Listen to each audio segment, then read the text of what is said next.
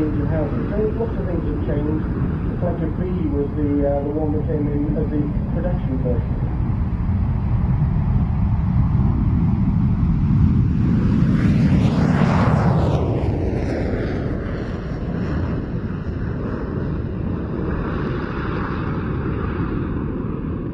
The Indian aircraft weren't here just for the airshow, though. For the first time in 40 years, the UK was hosting the Indian Air Force as part of exercise Indra Danush, which was designed to further develop relations between UK and India.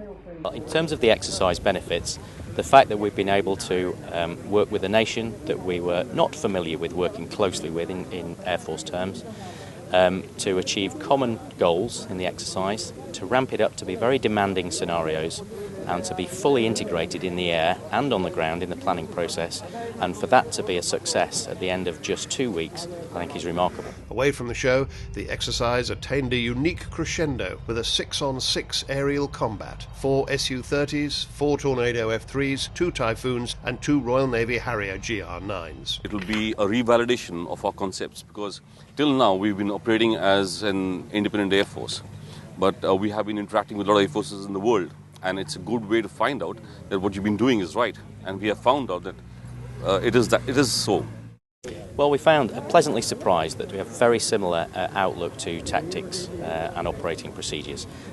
Minor differences in terminology only, which is not surprising, but after a couple of days they were soon overcome. We all adapted common terminology and common language, and it worked very well indeed. Once our ears were attuned to the slightly different accents, then absolutely no problems. And culturally, we've interacted at a social level and professional level as well, and it's been absolutely superb. It was pretty much exciting actually to fly mixed formations and to fly with the RAF aircraft, and it's worked really well because we were able to understand each other and we were able to understand how the other side works. So after we had our briefings and debriefings, we made sure that before we actually get airborne, we are absolutely clear as to what we are going to do with each other and how we are going to do it. So there was no problem at all, and it was really exciting. The exchange has been welcomed, not just because it gave a mutual insight into how both nations' air forces operate, but also as a learning curve on the two nations' cultures.